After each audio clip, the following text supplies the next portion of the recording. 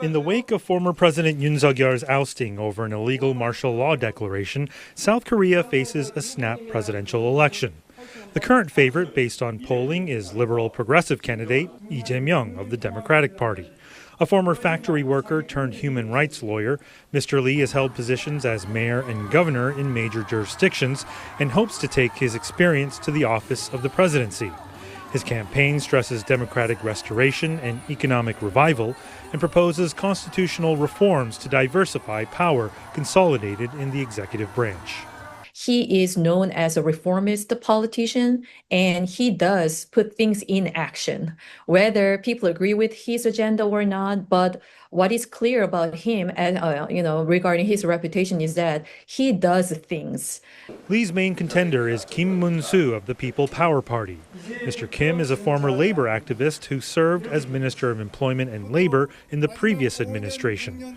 He advocates for economic revitalization and a conservative stance on diplomacy and regional security.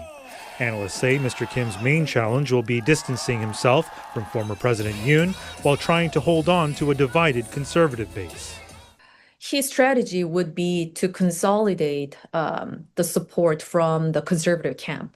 So he tries to emphasize his conservative, stance on these major issues, including the Korea's relationship with the United States, China, and North Korea, of course. The wild card this election is Lee Jun-suk of the New Reform Party, a Harvard-educated conservative and former leader of the PPP. At 40 years old, he represents a youthful push for political innovation and digital transformation. He's vowed to finish the race and resisted calls to form a conservative alliance.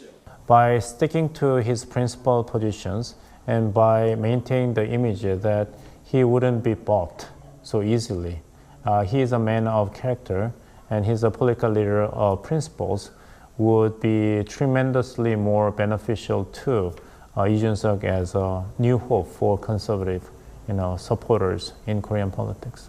South Korea is still reeling in the aftermath of an illegal martial law bid and presidential impeachment amid a vastly polarized nation based on political ideologies. Whoever wins this election has the daunting task of steering the nation's path forward at an important juncture as it faces both challenges within and uncertainties abroad. Shane Hom, CGTN Seoul.